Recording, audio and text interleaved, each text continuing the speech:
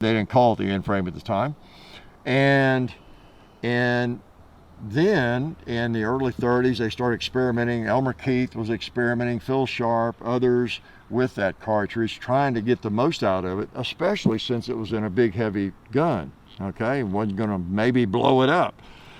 And they ended up, Smith & Wesson and Elmer Keith and Phil Sharp, everybody that was experimenting, they came up with the 357 Magnum in an N-frame, and that's where the registered Magnum came from. Up to 1,400, 1,500 feet per second. They elongated the cartridge a little bit, and so it wouldn't go into the older guns, and they produced something that just had a lot of power behind it.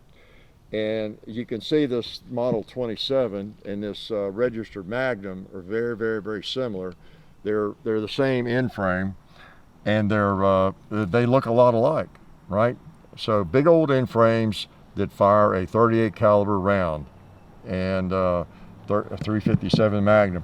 What they did was they heat tempered the cylinder on this thing, and they recessed the chambers and everything, and they thought that they had a firearm in 1935 that would handle the 357 Magnum, and it did.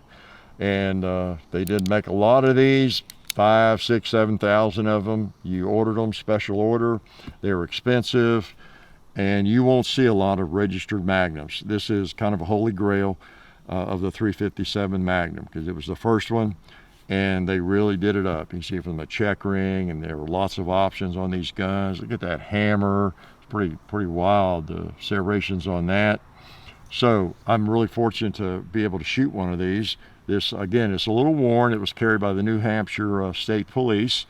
So it's well used, but it is a registered Magnum. Yep, that's what we got. And I'm gonna shoot it again. Can I do that? Let's shoot some Magnums. I got some different ammo out. There's such a variety of ammo. This is some Federals, 70 grain ammo. Yeah, 170 grain rounds, you know. These are pretty hot. Maybe I'll fire them in somebody else's gun. But there's just such a wide range. Some of these are 38 special. Look at that, man, lead hollow points. I've got some, let's see. I got some high desert cartridge 38s here. Look at that, flat. Just some really cool rounds. You got wad cutters.